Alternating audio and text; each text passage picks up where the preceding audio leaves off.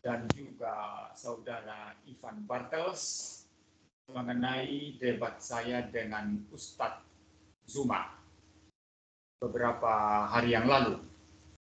Dan hari ini kami akan mencoba berbincang-bincang tentang ulasan mereka, dan Mas Endro akan mencoba menyajikan apa yang mereka perbincangkan dalam ulasan itu, dan saya akan memberikan tanggapan-tanggapan. Apakah suara saya jelas? Jelas. Jelas ya. Ya baik, silakan Mas Endro. Mungkin apa-apa yang Mas Endro bisa sajikan di sini mengenai ulasan Pak Esra Soru dan Pak Ivan Bartels. Nanti saya akan memberikan tanggapan-tanggapan. Ya, silakan. Ya, jadi baik begini ya. Tanggapan ini mungkin sebenarnya sifatnya itu untuk mempertajam metode sih sebenarnya. Metode yang Bapak gunakan dalam debat. Ini kan sering dalam beberapa debat itu orang selalu salah memahami metode presupposisi itu. Mungkin itu yang akan kita pertajam daripada ulasan Pak Esra dan juga Pak Ivan.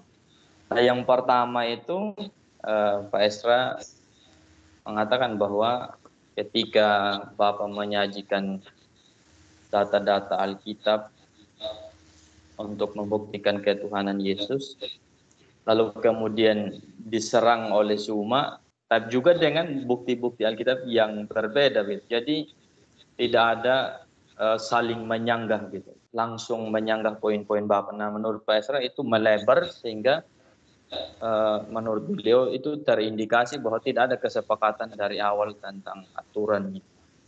Mestinya langsung menyanggah poin-poin itu. Nah, karena Bapak memberikan ayat-ayat pembelaan yang lain, lalu Zuma memberikan ayat-ayatnya yang lain juga. Jadi pembahasan itu akhirnya poinnya melebar sekali. Mestinya mengerucut kepada poin-poin tertentu. Mungkin itu dulu. Ya, baik. Yang pertama-tama gini ya. Ini saya anggap ulasan mereka kan ulasan ilmiah ya. Ulasan yang sebetulnya wajar saja itu dalam dalam dunia akademik atau ilmiah ya. Diskursus atau wacana-wacana atau ulasan-ulasan komentar-komentar ya. Tapi kalau pihak sebelah itu ya, pihak itu orang-orang Islam itu, mereka menganggap itu sesuatu yang wah, Esra Soru serang Muriwali begitu kan. Ada video kayak gitu. Nah, saya paham karena mereka tidak ada kultur akademik semacam itu ya. Mereka itu kulturnya adalah indoktrinasi dan apa yang sudah diindoktrinasi itu yang mereka perjuangkan mati-matian, yang mereka pertahankan mati-matian. Dan ketika seseorang mencoba sedikit untuk terbuka dan berbicara secara akademik, mereka rata-rata tidak mampu. Ya, itu yang pesan saya terhadap apologet Islam ini ya. Jadi ini sesuatu yang ulasan yang saya kira biasa saja ya. Sebetulnya saya juga tidak terlalu merasa penting untuk menanggapi ya, tetapi karena ada anggapan-anggapan semacam itu dari pihak Islam dan juga mungkin saya ingin lebih memperkenalkan metode presupposisi, maka saya mau ini kita ulas balik begitu ya. Mereka mengulas dan kita ulas balik ya. Nah, yang pertama gini, yang dikatakan Pak Esra tadi bahwa saya menyajikan data Alkitab berbeda, lalu Zuma data Alkitab berbeda, sehingga saling tidak ketemu. Itu sebetulnya asumsi mendasar dari pemikiran itu dari Pak Esra Soru. Sebetulnya itu adalah, kalau menurut saya, mungkin lahir dari pemikiran Pak Esra yang lebih bersifat evidensial. Ya, kalau evidensial gini, kita sepakati dulu ayat mana yang kita debat, ya, teks mana yang kita debat, lalu kita adu bukti, adu data-data. Nah, itu evidensial. Nah, kalau presupposisi memang lebih cocok itu topik-topik yang sifatnya tema tertentu ya. Yesus itu Allah, mari kita perdebatkan. Buktimu mana, bukti saya mana. Ya, argumentasi saya bagaimana, argumentasimu bagaimana. Dan dilihat nanti argumentasi siapa yang impossible.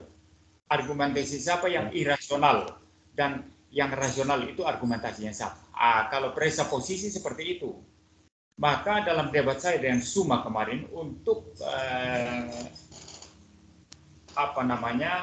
metode presuposisi itu memang seperti itu.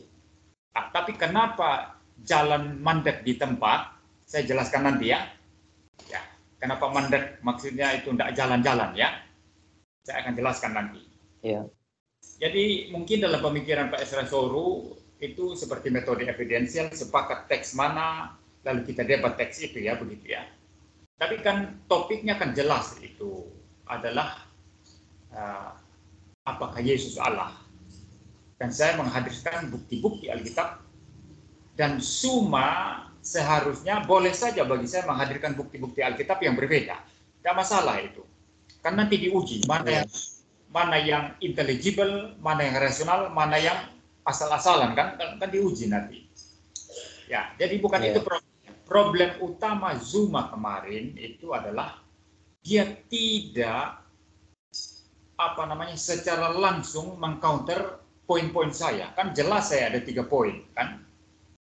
Mereka tunjukkan orang Islam mana Yesus pernah menyatakan dirinya Allah. Saya bikin argumentasi di sana, dia nggak sanggah itu. Kedua, saya ambil dari fakta-fakta Alkitab kan, ya, mengenai kealahan Yesus, termasuk Yesus mengampuni dosa, ya, termasuk Yesus berkata aku adalah, dan lain sebagainya. Lalu juga saya mengambil dari fakta orang Yahudi sendiri, itu mereka menyalibkan Yesus karena orang Yahudi menganggap atau menuduh Yesus menyamakan diri dengan Allah. Berarti di situ mereka sangat-sangat jelas melihat bahwa Yesus itu menyamakan diri dengan Allah. Dan orang Yahudi melihat ini Yesus hanya manusia saja, dia menghujat. Itu menurut pemikiran mereka kan. Iya. Jadi dengan data-data ini saya menghadirkan bahwa menurut Alkitab itu Yesus adalah Allah. Nah, harusnya Zuma itu ketiga argumentasi ini yang harus diserang sebetulnya. Tapi apa yang dia buat? Yang dia buat apa? Dia membuat karikatur yang berbeda tentang iman Kristen. Ya, bukan iman Kristen yang saya sajikan yang dia serang, ya. Bukan iman Kristen yang saya sudah paparkan, ya. Pemahamannya mengenai mengapa Yesus adalah Allah yang dia serang, tapi dia membuat pemahaman sendiri tentang iman Kristen, lalu dia serang itu sendiri. Dia buat karikatur orang-orangan tentang iman Kristen, lalu dia hantam orang-orangan seperti orang-orangan di sawah itu, lalu dia merasa menang. Dan ini tidak bisa ketemu, maka debat tidak maju-maju. Nah, dalam konteks seperti itu, saya sebagai seorang presuposisionalis tidak mungkin mengikuti dia. Ya. Saya tidak akan turun ke medan dia, karena saya punya presuposisi sendiri yang harus dia serang sebetulnya. Ya, dia harus serang presuposisi saya. Argumentasi saya yang saya bangun itu yang dia harus serang. Tapi kan dia bangun sendiri asumsi-asumsinya yang dia kira itu adalah keyakinan Kristen, lalu dia serang sendiri. Ya, maka tidak nyambung, tidak maju, dan saya tidak akan mau ikut permainan dia. Kalau begitu nanti akan loncat sana, loncat sini, loncat sana, loncat sini. Maka dari awal sampai akhir debat itu saya terus mengcounter bahwa yang dia katakan itu tidak mewakili iman Kristen. Maka saya paksa dia harus counter poin-poin saya, bukan bikin poin sendiri lalu counter sendiri. Nah, seperti itu ya. Jadi itu yang bikin nggak maju-maju, nggak maju. Nah, kalau dalam metode presuposisi sebetulnya, kalau Zuma itu langsung meng-counter poin-poin saya, ya secara langsung, saya akan balik menyerang sebetulnya. Dan di dalam metode presuposisi itu namanya menjadikan serangan lawan itu sebagai irasional atau impossible, ya. Reduce one's arguments to unintelligible, ya, mereduksi argumentasinya menjadi unintelligible, menjadi irasional, menjadi sesuatu yang tidak dapat dipahami, ya, yang unintelligible begitu. Tapi itu nggak terjadi. Kenapa nggak terjadi? Zuma nggak menyerang langsung argumentasi saya. Dan dalam debat itu sangat buruk begitu.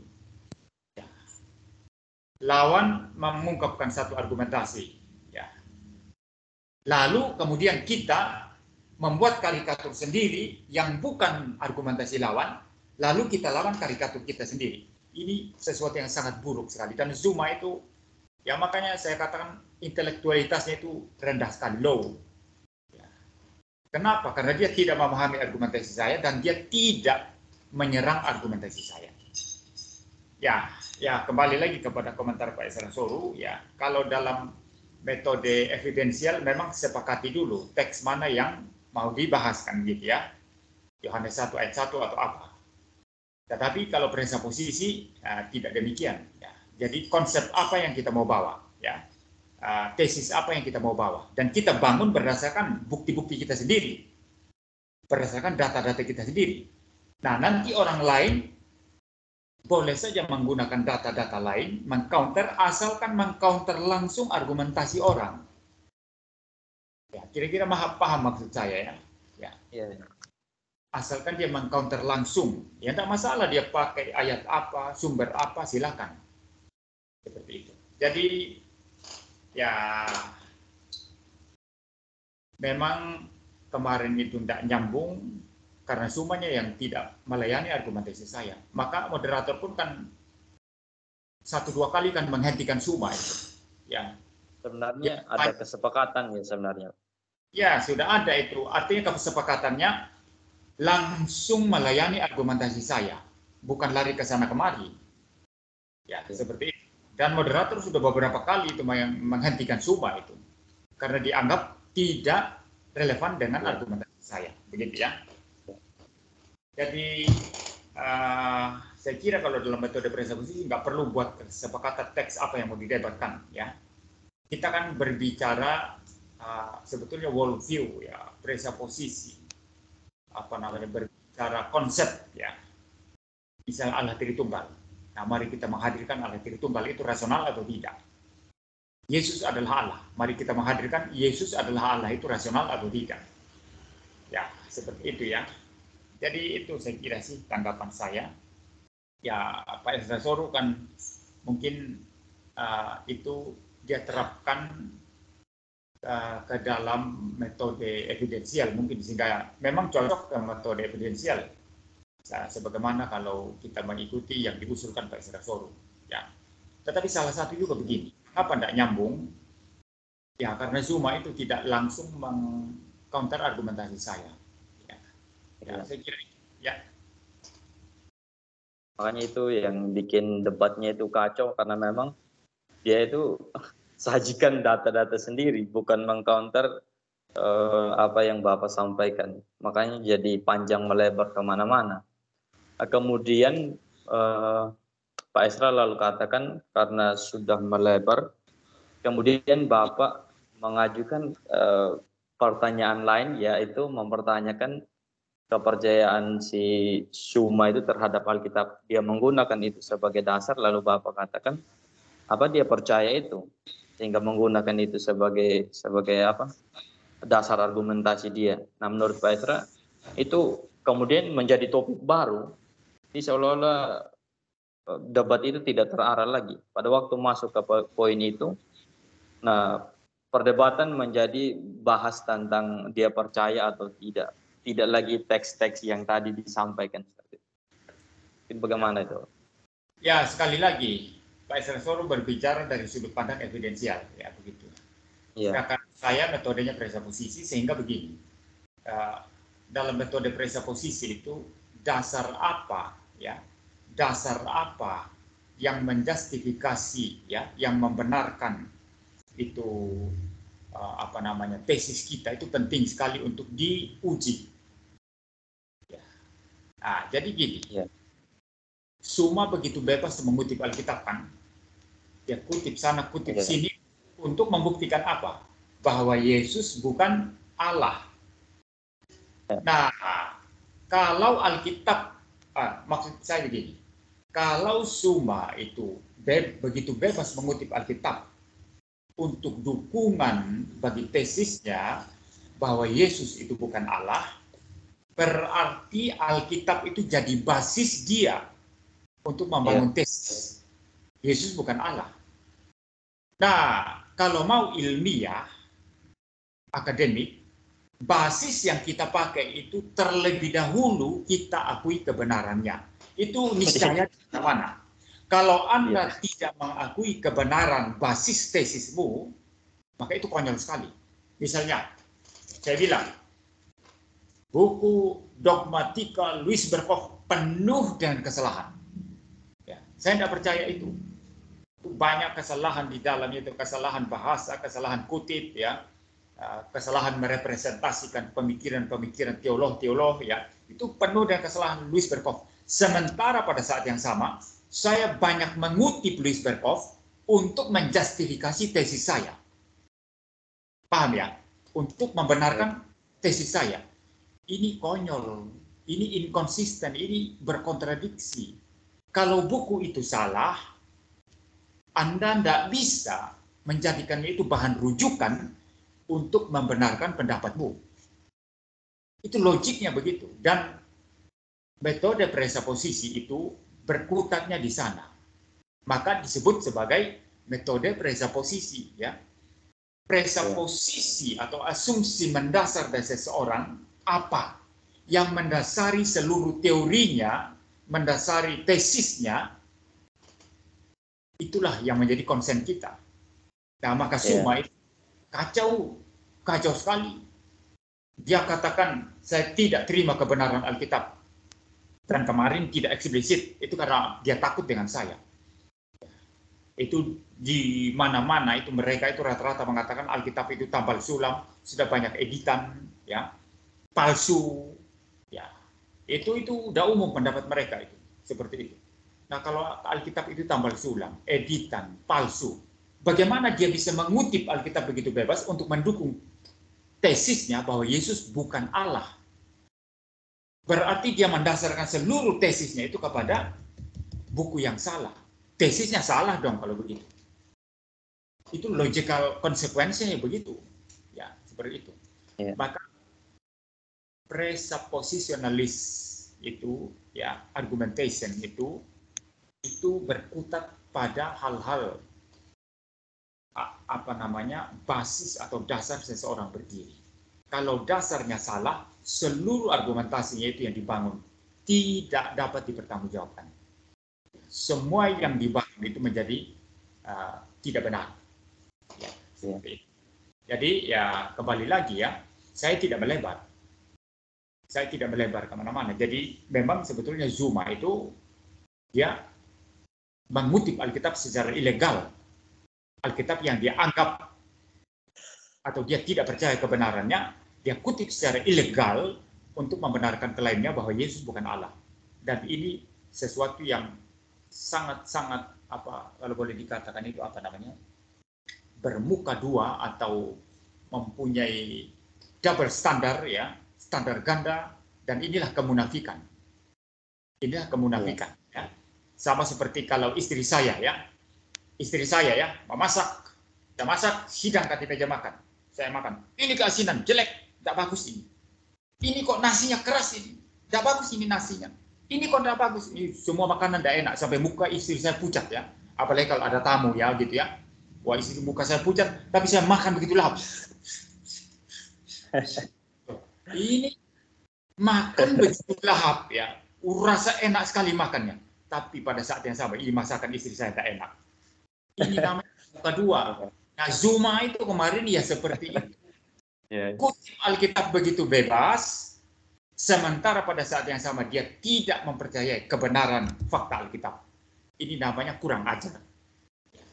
Jadi kalau dalam metode presuposisi itu sangat relevan, itu bukan tidak relevan, sangat-sangat relevan untuk diperdebatkan. Ya, saya kira itu. Karena memang sebenarnya itu asumsi mendasarnya, ya, tempat dia berdiri.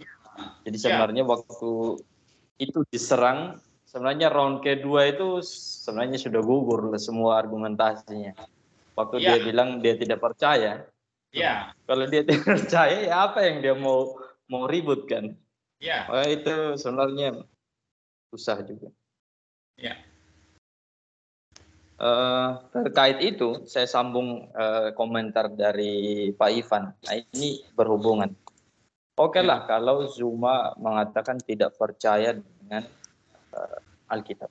Tapi dia bisa mengatakan, bisa menggunakan itu, menurut Ivan itu logical ad hominem. Dia bisa menggunakan itu untuk menunjukkan inkonsistensi Alkitab. Boleh dia katakan tidak percaya, tapi bisa dipakai untuk menunjukkan inkonsistensi daripada Alkitab. Itu bagaimana? Oh, boleh, boleh, boleh. Tapi problemnya apa?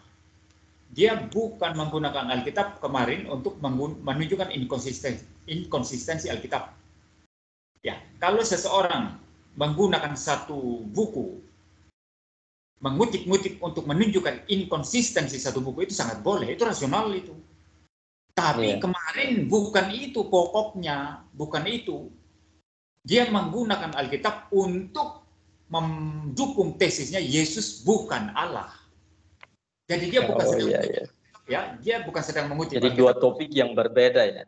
Iya, dia bukan sedang mengutip Alkitab untuk menunjukkan kontradiksi Alkitab. Kalau dia sedang mengutip Alkitab untuk menunjukkan kontradiksi Alkitab, saya tidak pernah masalahkan itu.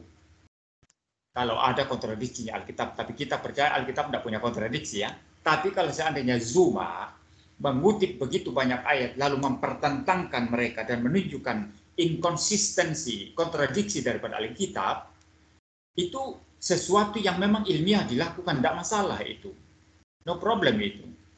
Tapi yang menjadi masalah, dia mengutip begitu banyak Alkitab, ayat Alkitab, untuk apa? Mendukung tesisnya bahwa Yesus bukan Allah. Di sini itu ilegal itu. Kutipan-kutipannya terhadap Alkitab untuk mendukung tesisnya bahwa Yesus bukan Allah itu ilegal. Karena pada saat yang sama dia tidak mempercayai kebenaran Alkitab. Jadi mungkin ya Pak Ivan di sana ya mungkin dia merujuk kepada Zuma mau mempertentangkan atau melihat kontradiksi Alkitab, tapi kan kemarin bukan itu. Kemarin kan topiknya Yesus Allah atau tidak, dan dia menggunakan Alkitab untuk tesisnya Yesus bukan Allah. Tapi dia kutip Alkitab secara ilegal. Kenapa ilegal? Karena dia tidak mempercayai Alkitab, kebenaran Alkitab. Tapi kalau ditarik seperti ini, Pak, kalau dia menggunakan itu untuk menunjukkan inkonsistensi Alkitab yang berbicara tentang ketuhanan Yesus, itu bagaimana, Pak? Karena di satu sisi Bapak percaya, lalu dia sajikan itu untuk membuktikan bahwa Alkitab sendiri berbicara tentang dua hal yang berbeda tentang Tuhan Yesus. Itu bagaimana? Ya, inkonsistensi Alkitab begitu ya, untuk menyatakan untuk membuktikan mendukung tesis dia bahwa Tuhan Yesus bukan Tuhan. Ya, sebetulnya problemnya kemarin bukan begitu. Ya, kalau memperhatikan ini metode presupposisi memang nggak segampang itu ya. Begini, kan kita melihat konteks kondisi kemarin bukan seperti itu. Kondisinya kemarin, semua yang dikutip oleh Zuma itu adalah ayat-ayat yang relevan dengan kemanusiaan Yesus. Paham ya? Dan paham. dia tidak peduli dengan ayat-ayat yang saya sajikan yang membuktikan keilahian. Jadi dia hanya pada satu sisi sebetulnya. Dan kalau melihat secara keseluruhan kemarin, Zuma tidak sedang menghadirkan pertentangan itu. Tidak. Kalau dia sedang menghadirkan pertentangan itu sebetulnya, maka pertempuran saya, mungkin saya tidak menyinggung itu ya. Kau percaya Alkitab sehingga mengutip, tidak. Saya akan menunjukkan rasionalitas kedua hal itu yang kelihatan bertentangan itu. Karena memang orang Kristen percaya Yesus 100% Allah dan 100% manusia, sehingga ayat-ayat itu tidak bertentangan. Mestinya argumentasi saya ke sana. Jadi gini loh. Itu juga masuk kayak kemarin. Ya, jadi gini kan loh. Dia jelaskan. Gini loh, argumentasi presupposisi itu nggak bisa dilawan. Karena kita berdiri di atas kebenaran Alkitab. Semua yang melawan Alkitab itu pasti salah. Itu tesis utama daripada presupposisionalis. Ya. Semua yang melawan Alkitab itu pasti salah. Tidak mungkin benar. maka semua mau melawan Alkitab dari sudut pandang manapun, tetap dia akan kita temukan unintelligible, ya, irasionalitasnya. Jadi kemarin sebetulnya tetap tidak relevan juga ya kalau Pak Ivan bilang misalnya dia menunjukkan inkonsistensi Alkitab dalam hal membicarakan Yesus. Sebetulnya dia tidak begitu. Karena Suma hanya fokus pada ayat-ayat yang relevan dan kemanusiaannya dan sama sekali tidak menyinggung ayat-ayat yang saya sajikan. Kalaupun dia dia singgung misalnya Markus 2 ayat 5, saya paksa dia di sana. Dia malah lari ke Kisah Para Rasul yang memang sebagiannya relevan dengan Yesus kan? Ya, sebagiannya relevan dengan Yesus. Begitu. Jadi tetap tidak. Kemarin itu Suma sedang tidak menunjukkan ayat-ayat Alkitab yang seolah-olah bertentangan untuk membuktikan bahwa Yesus bukan Allah. Tidak. Dia hanya fokus kepada yang kemanusiaan. Kalau sebetulnya dia sedang menunjukkan, ini kok bilang seperti Allah di sini. Di sini kok manusia. Sini Allah. Ini kok manusia. Ini bagaimana kacau ini? Allah atau manusia? Itu gampang sekali diluruskan. Memang orang Kristen 100% Allah, 100% manusia. Dalam kealahannya dia Allah sepenuhnya, dalam kemanusiaannya dia manusia sepenuhnya, beres kan? Ya, jadi pada prinsip begini, argumentasi presuposisi itu dihantam dari sudut pandang manapun tidak bisa dijatuhkan itu. Tapi gini, masalah utama gini ya, saya bukan menghina. Masalah utama mereka ini dari pihak Islam ini, apologetnya ini secara intelektual menurut saya sangat-sangat rendah. Secara logika itu sangat-sangat rendah. Jadi sulit memahami. Ya, mereka tersinggung dengan kata-kata saya, silakan saja. Coba yang Islam kemarin mungkin Ivan Bartels ya, kan bagus. Kan nyambung. Pasti nyambung deh. Ya kan kalau yang Islam Ivan Bartels ya. Lalu kemudian ya sama-sama kita bersebut berdebat kan gampang saling memahami. Nah, adu argumentasinya itu bagaimana kemudian menunjukkan kelemahan-kelemahan lawan. Itu sebetulnya pertempuran ya, bukan lari ke sana kemari lagi. Ya, saya kira itu. Ya, itu kemudian yang terakhir komentarnya Pak Ivan itu yang terkait metode presuposisi yang Bapak terapkan itu adalah kelemahan dalam penggunaan istilah, kurang ketat dalam penggunaan istilah-istilah seperti itu. Misalnya istilah persatuan, kekekalan itu mestinya dijelaskan dengan baik seperti itu ya. Persatuan antara pribadi natur Kristus dan persatuan yang ada dalam ketritunggalan seperti itu. Ya, sebetulnya kelemahannya apa? Kan topiknya apakah Yesus Allah ya? Dan bukan apakah Yesus manusia kan? Dan topik kemarin kan bukan tentang Diwinatur. Topik tentang Diwinatur saya angkat sama Trinitarian, sama Tritunggal saya angkat itu karena memang sangat relevan. Jadi walaupun sebetulnya semacam sampingan, tapi harus diangkat kan, begitu ya. Nah, kan fokusnya kepada apakah Yesus Allah. Sebetulnya bisa penjelasan lebih teliti sebetulnya kalau Zuma tidak membuang-buang waktu dengan membangun karikaturnya sendiri tentang iman Kristen lalu dilawan sendiri.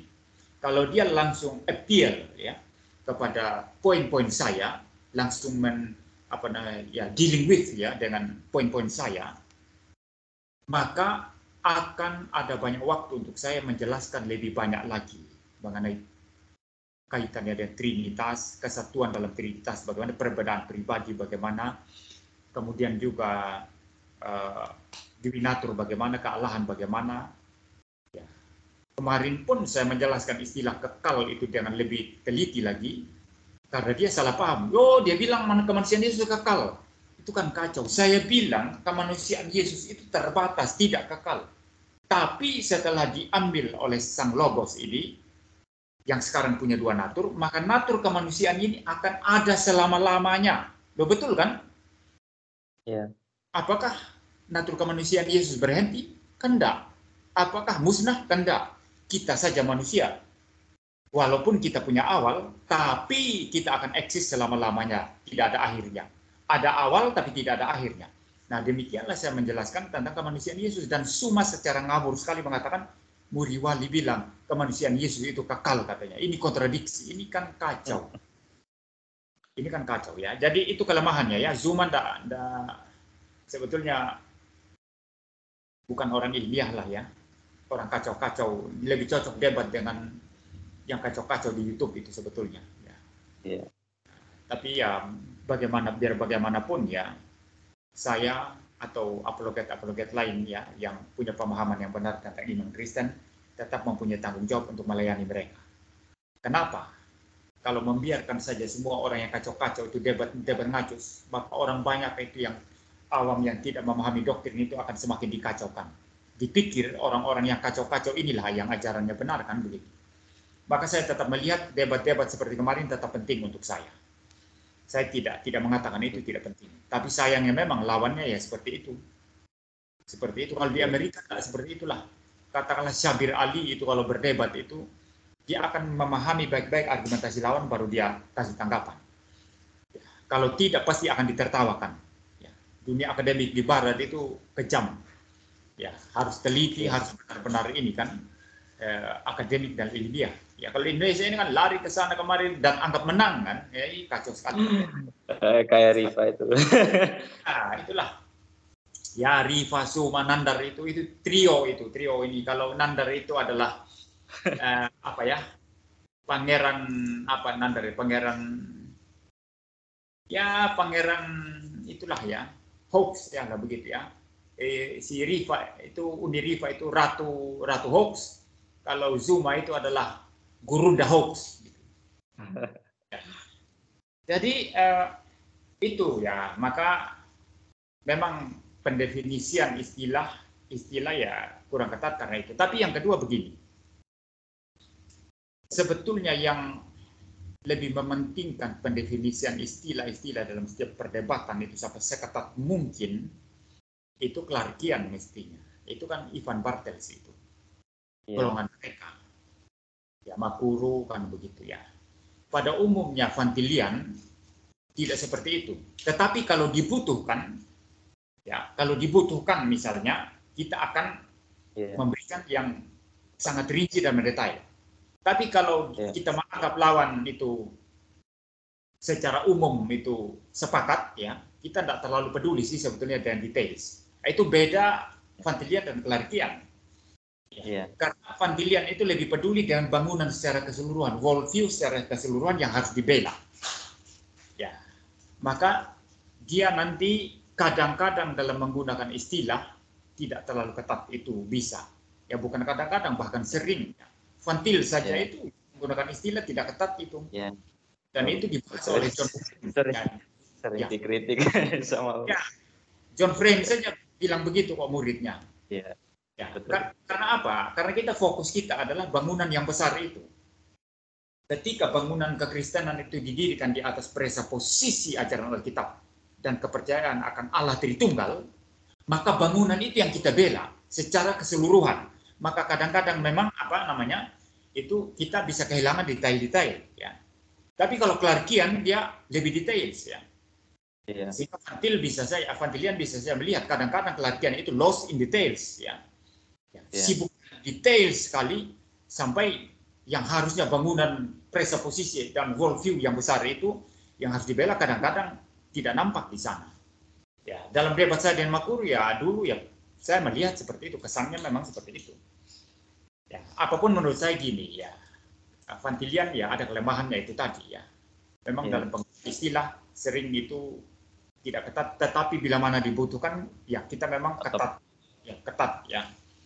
Tapi itu kelemahannya ya. Ya saya lihat Clarkian ya lost in details kalau menurut saya.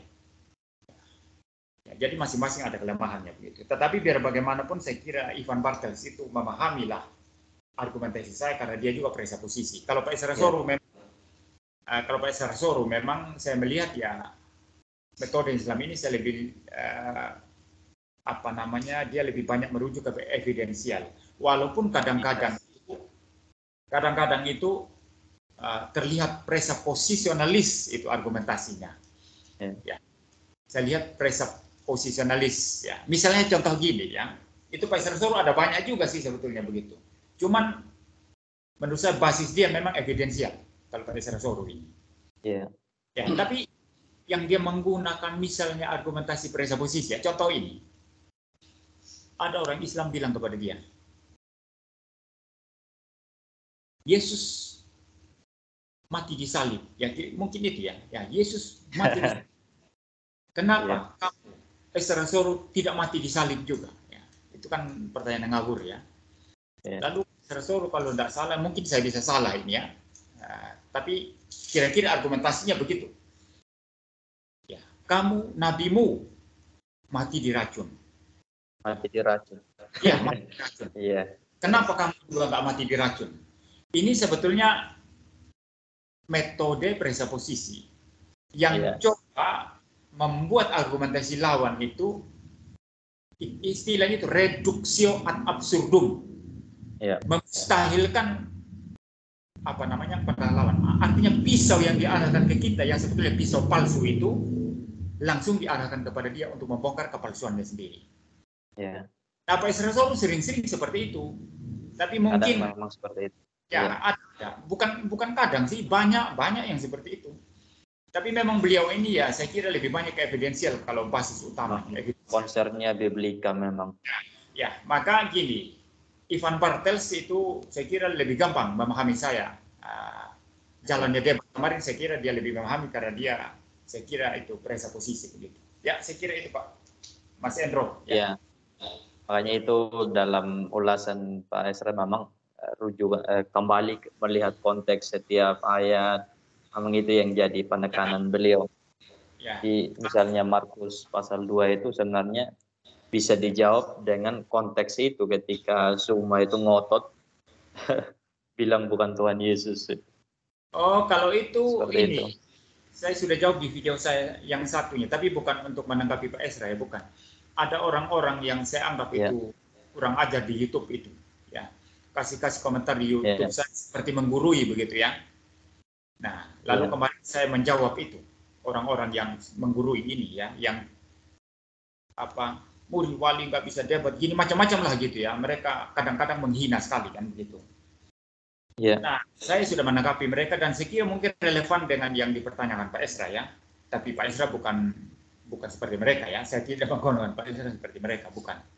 Memang mereka itu saya anggap itu hujat-penghujat itu yang tulis-tulis di live chat saya atau di kolom-kolom komentar saya. Nah, mengapa saya tidak pindah ke ayat lain? Saya kan harus konsisten.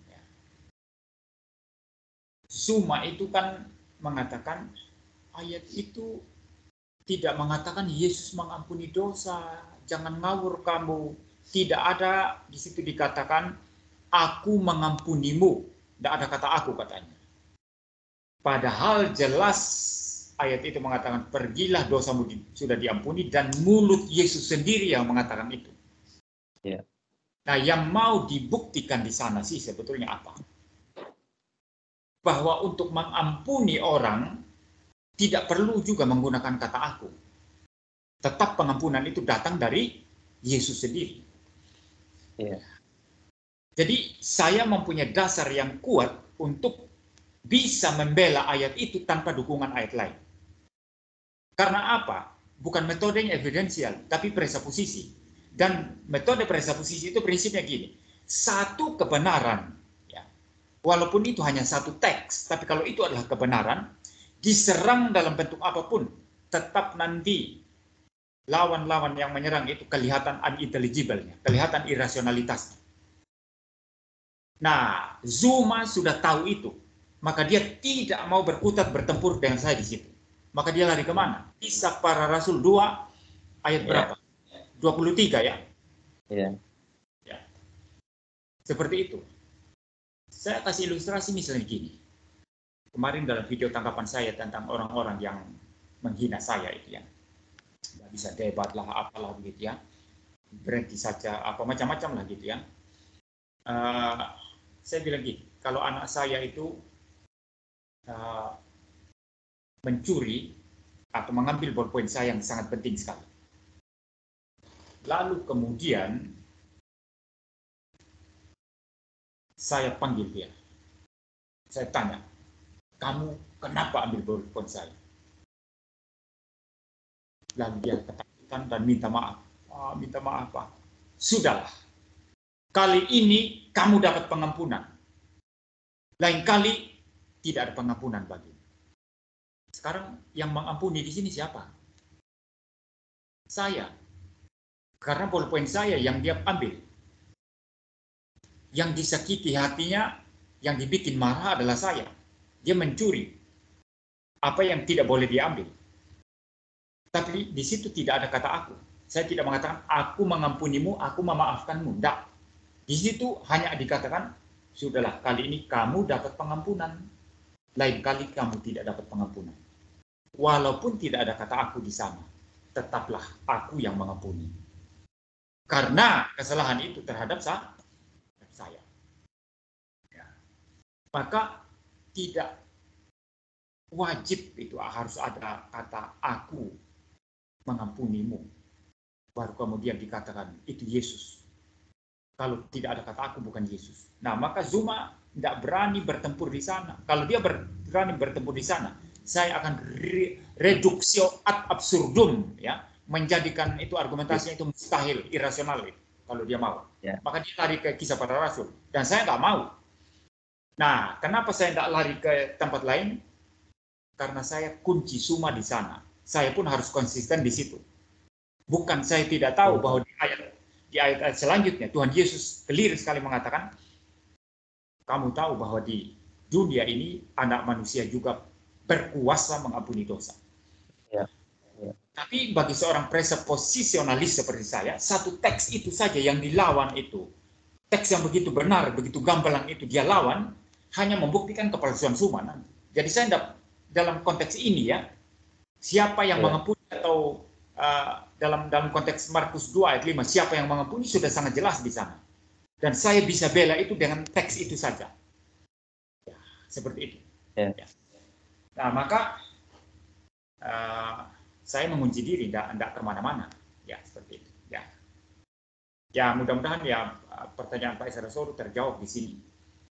Ya, sebetulnya saya sudah membahas ini dalam satu video lain untuk menjawab orang-orang yang menghina saya itu ya. Di komentar-komentar, maka komentar-komentar itu yang saya anggap kurang ajar saya hapus saja. Saya mengatakan restriction saja, pembatasan saja lah.